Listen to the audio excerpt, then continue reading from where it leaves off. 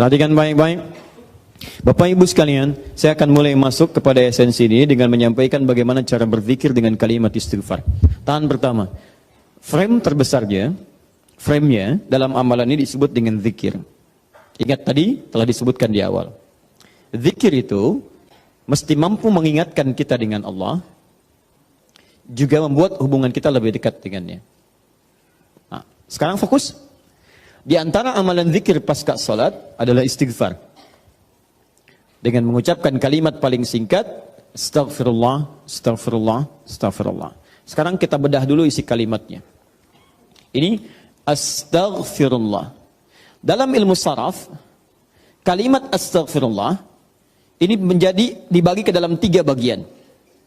Satu, ada awalan menggunakan kata ista, begini. Kemudian ditambah dengan akar kata ghafara. Kemudian ditambah terakhir objek harapannya kepada Allah Subhanahu wa taala. Sekarang fokus baik-baik. Ista dalam ilmu saraf itu fungsinya untuk menunjukkan salah satunya, menunjukkan pada permohonan, meminta sesuatu. Ya, misal izin dari bahasa Arab, adzina mengizinkan, izin. Minta izin, istadzana. Hasuna baik, meminta diri lebih baik, istahsana. Ghafara ampunan, meminta ampunan menggunakan istaghfara. Istaghfara itu kata kerjanya, istighfar keadaannya, kata benda atau sifatnya. Jadi kalau ini menunjukkan permintaan atau permohonan, kemudian apa yang diminta? Ghafara, ampunan dari Allah Subhanahu wa taala. Tapi persoalannya dalam bahasa syariat tidak pernah ada kalimat ghafara, yaitu ampunan, kecuali disandingkan atau dilawankan kepada dosa. Ini poinnya. Jadi kalau Anda minta ampunan, Anda harus merasakan apa yang mau diampuni. Dia orang itu mustahil minta ampun kalau tidak ada yang mau diampuni. Paham? Ada seorang ngambil barang, tiba-tiba dipukulin orang lain, mengatakan ampun, ampun, ampun. Kenapa minta ampun? Untuk dihentikan pukulannya. Kenapa dipukul? Karena pernah berbuat salah. Bahasa singkatnya, jika Anda memohon ghufran kepada Allah, ampunan kepada Allah, itu artinya Anda telah berbuat kesalahan atau dosa dalam kehidupan. Jelas? Dosa dalam bahasa Arab disebut dengan dzambun namanya. Dzambun. Kalau dia banyak, disebut dengan dzunubun. Dzunubun. Dzunub. Kalau dosanya satu saja, dzambun, maka Allah menurunkan sifat untuk mengampuni satu dosa ini. Anda sebut namanya, minta kepada Allah, maka berpeluang mendapatkan ampunan dari Allah. Apa namanya? Ghafir. Sifat Allah yang mengampuni satu dosa. Ghafir. Turun Quran surah Ghafir. Ya, surah ke-40 itu. Ayat ketiganya, ghafiriz dzambi. Kata ghafir dipasangkan dengan dzambun. Ghafiriz dzambi wa qabilit taubi.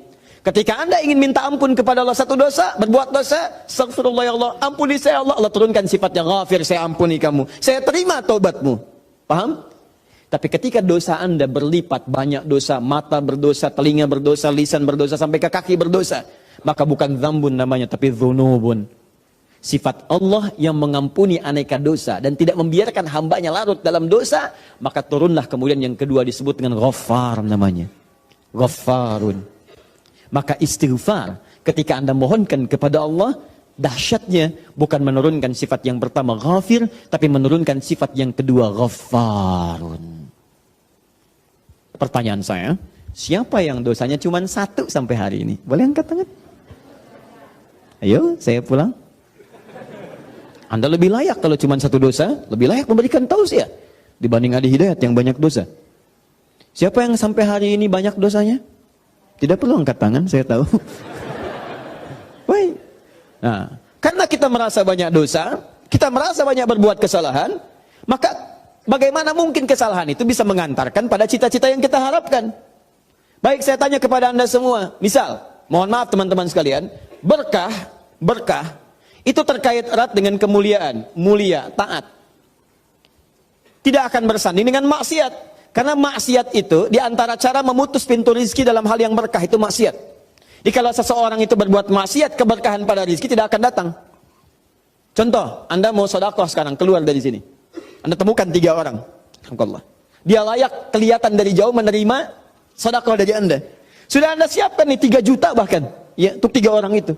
Begitu mau Anda berikan dari jauh kelihatan duduk, begitu sudah dekat sedang main kartu begini. Tak, tak, tak, tak. Wah, saya menang. Tidak, kamu kurang. Dan seterusnya. Pertanyaan saya, jadi nggak antum sedekah?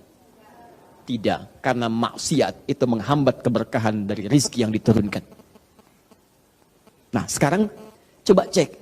Mungkin rizki itu belum datang ke tempat Anda, ke rumah Anda, di kehidupan keluarga Anda. Bukan Anda kurang usaha, tapi Anda kurang mampu membebaskan diri dari maksiat dalam kehidupan. Ini poinnya. Maka dari itu ketika Anda istighfar astagfirullah, jangan cuma kosong di lisan. Kalau cuma seperti itu, balita yang umur usia 5 tahun misalnya, 5 tahun, balita 5 tahun ajarin istighfar juga. Padahal dia belum mendapatkan hisab. Anak usia 5 tahun belum balik, ajarin istighfar. Pas pada sholat, astagfirullah, astagfirullah. Apa yang mau diampuni? Uang dosanya nggak dicatat. Ya, orang yang kurang akalnya misalnya, terganggu akalnya, itu bisa istighfar juga. Sambil ketawain Anda malah. Astagfirullah. Loh. Tapi apa beda istighfar dia dengan Anda? Karena ketika dia istighfar nggak berpengaruh pada dirinya. Karena diangkat penanya. Rufi'al qalam an thalathatin. Rufi'al qalam an thalathatin. Di antaranya anil majnuni hatta yufiqa. Dari orang terganggu syaraf sampai sadar lagi.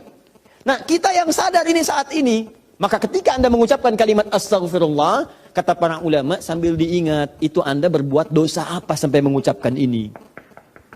Sampai minta ampun kepada Allah. Dosa apa yang diperbuat? Maka kalau ingin latihan, coba urutkan dosa dari ujung kepala sampai ujung kaki. Salat yang pertama subuh misalnya. Ya jangan terlalu banyak dulu untuk dosa mata misalnya astagfirullah. Ingat-ingat mata salah apa. Jangan-jangan setiap pandangan yang Anda lakukan itu belum melahirkan keberkahan. Alhamdulillah. Bisa nggak pandangannya berkah? Ada ayatnya di Quran. Ada orang-orang yang dimuliakan oleh Allah sampai disebut kuat iman. Orang yang kuat iman, yang pandangannya itu berkah. Setiap memandang berkah, berkah, berkah. Bahkan saking berkahnya nyaman dia dalam kehidupannya. Ya, itu ada di Quran surah ke-24, punya cahaya dia. Ayat 30 sampai 31. 30 untuk laki-laki, 31 untuk perempuan. Wa qul lil mu'minina yaghuddu min absarihim. Katakan pada perempuan laki-laki beriman, setiap lelaki beriman, perhatikan, palingkan pandangannya dari yang tidak baik. Jadi kalau orang zikirnya benar, itu dia akan berpaling dari yang tidak baik. Otomatis Pak, Bu, otomatis. Bahkan yang mirip-mirip pun dengan apa yang ia punya, belum tentu kemudian ia pandang dengan berlama-lama. Ya, misal sendal nih, pulang dari sini, melihat sendal. Anda lupa dengan sendal Anda. Begitu Anda lupa, lihat sendal yang mirip dengan sendal Anda, itu nggak akan langsung ditunjuk. Kayaknya yang itu tuh Pak, yang itu Pak. Mana ini? Iya betul. Sebentar Pak, sebentar saya pastikan dulu. Barangkali bukan punya saya. Oh memang bukan punya saya Pak yang ini. Terus punya Bapak yang mana? Oh, saya baru ingat kesini nggak pakai sendal Pak. Ya. Jadi teman-teman sekalian itu pandangan. Coba berapa kali dalam sehari memandang yang tidak benar? TV, handphone, gambar-gambar, itu kan? Dan seterusnya, baru keluar, memandang dengan cara yang tidak layak. Sama perempuan juga begitu, bukan kayak 31 untuk perempuan. Wa qul lil mu'minati yaghdudna min absarihinna. Katakan pada perempuan-perempuan yang beriman. Awas hati-hati, perempuan-perempuan yang beriman. Artinya kalau pandangan nggak dijaga, menunjukkan imannya lemah. Ya, berapa kali ibu banyak memandang hal-hal yang tidak benar. Ya, berapa kali pandangannya melahirkan nafsu. Pandangan di mall dibawa sampai ke rumah. Ya, Papa tahu nggak tadi tuh ada tas bagus banget tuh, pandangan di mall. Dibawa ke rumah. Baik, nggak apa-apa mah, itu bagus. Tapi tas yang sekarang mengantarkan mama ke surga insya Allah. Baik. Tapi kan Pak kalau bawa tas itu ke surga lebih bagus lagi. Pokoknya ada aja lah. Udah. Dah sini. Nah jadi ketika Anda istighfar sambil diingat dosanya. Astagfirullah, astagfirullah, mata. Terus masuk ke lisan, astagfirullah ya Allah. Mungkin dengan lisan ini, maaf orang tua saya pernah menangis. Dengan lisan ini pasangan saya pernah bersedih. Dengan lisan ini tetangga saya pernah kabur dari saya. Dengan lisan ini anak saya pernah menjerit. Dengan lisan ini ya Allah barangkali itu yang menghambat keberkahan dalam kehidupan saya. Astagfirullah, astagfirullah, astagfirullah. Setelah itu dosa Anda, setelah tuntas sampai dengan ujung kaki, dosa Anda pada orang tua. Suami kepada istri. Istri kepada suami. Bagaimana kadang-kadang tidak baik dalam kehidupan rumah tangga. Kepada anak-anak, kepada tetangga. Barangkali, mohon maaf, Hal-hal itu yang menghambat pintu kemuliaan dalam bahkan urusan dunia ini yang belum turun. Nah kalau sudah semua sekat dibuka, semua akan turun. Masih ingat tadi? Lihat di Quran surah 3 ayat 133. Teman-teman masih ingat tidak? Surga yang ahli istighfar ini disediakan untuk orang apa? Takwa kan? Jadi kalimat takwa ketika disebutkan di ayat ini, uiddat lil muttaqin, disediakan bagi orang takwa. Bukankah dimulai awalnya dengan istighfar?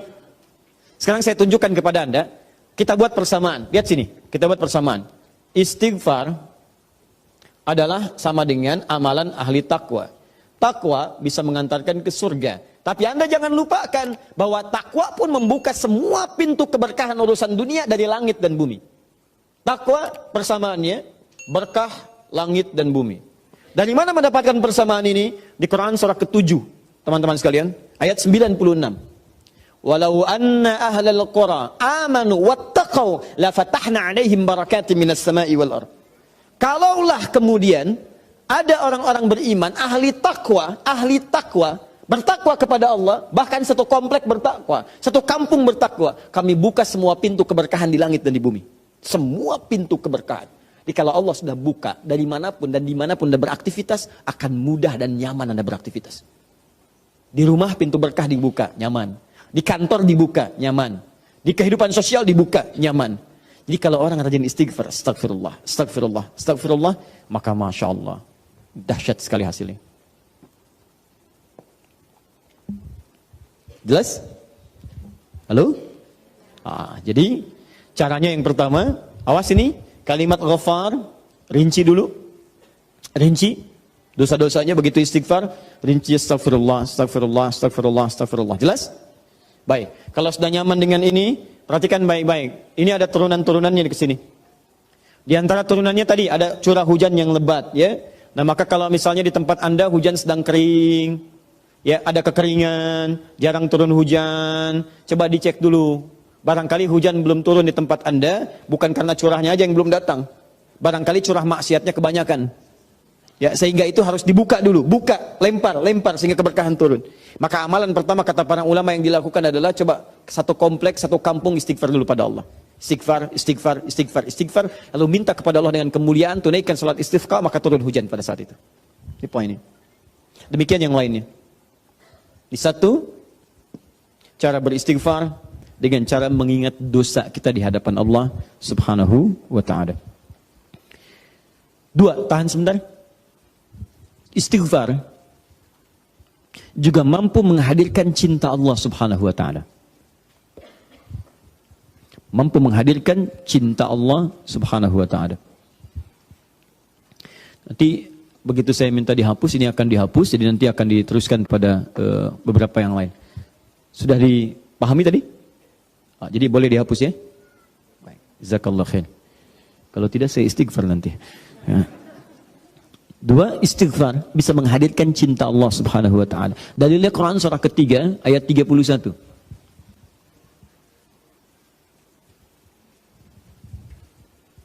Sudah? Kemudian diteruskan, digabungkan dengan Quran surah kedua Al-Baqarah. Harus ditafsirkan dengan ayat yang lain.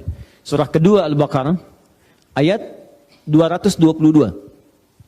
Ayat 222, 222. Dikasih keterangan, kasih kurung, akhir ayat, di akhir ayat, ayat 222.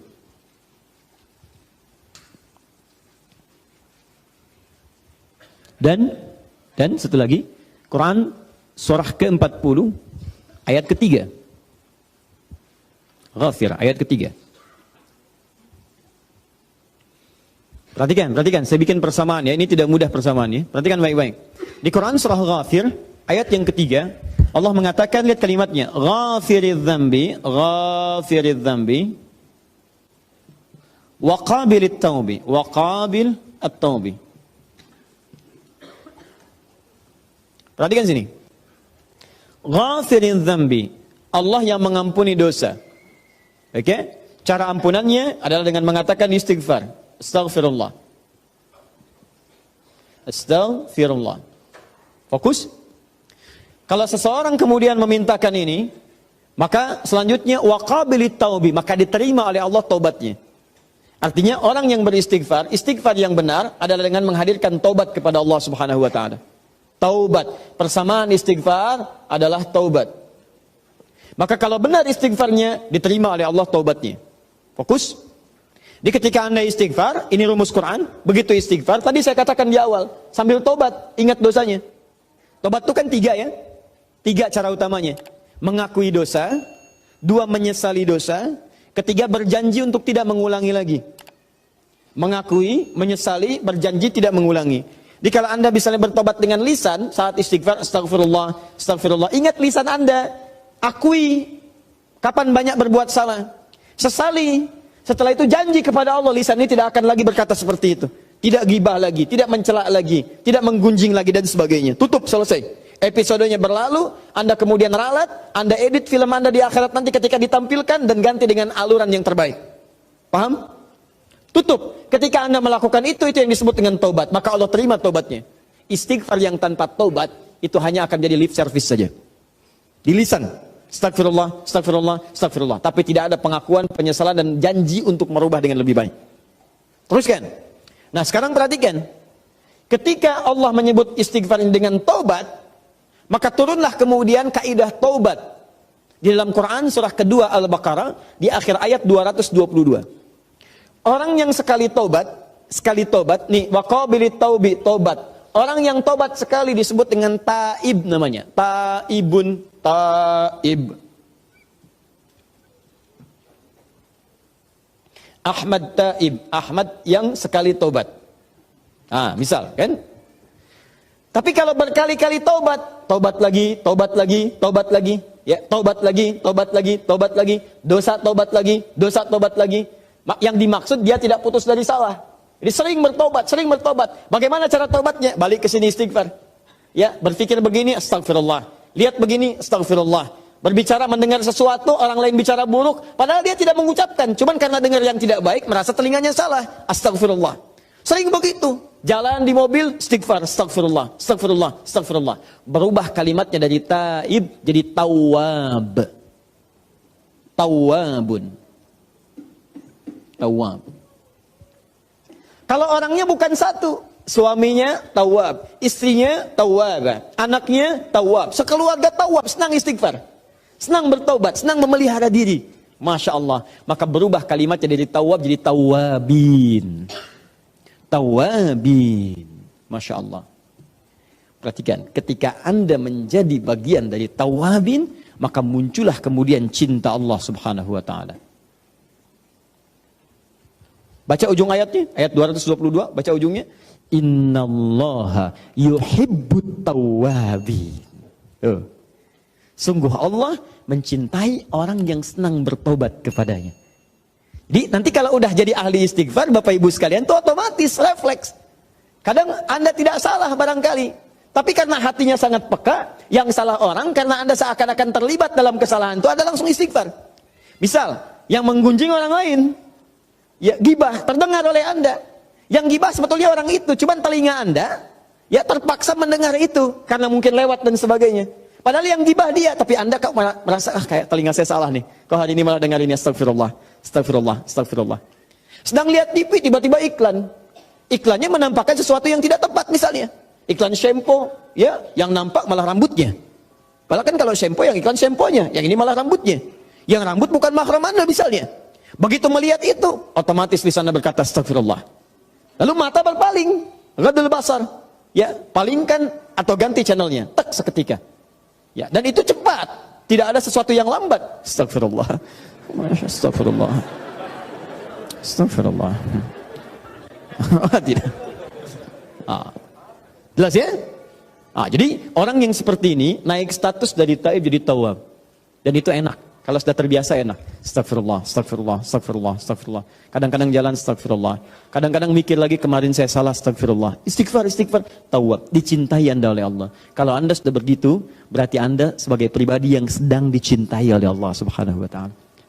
Dan berita baiknya, kalau hamba sudah dicintai oleh Allah, maka dia akan dijaga dari perbuatan dosa sampai kembali pada Allah Subhanahu wa ta'ala.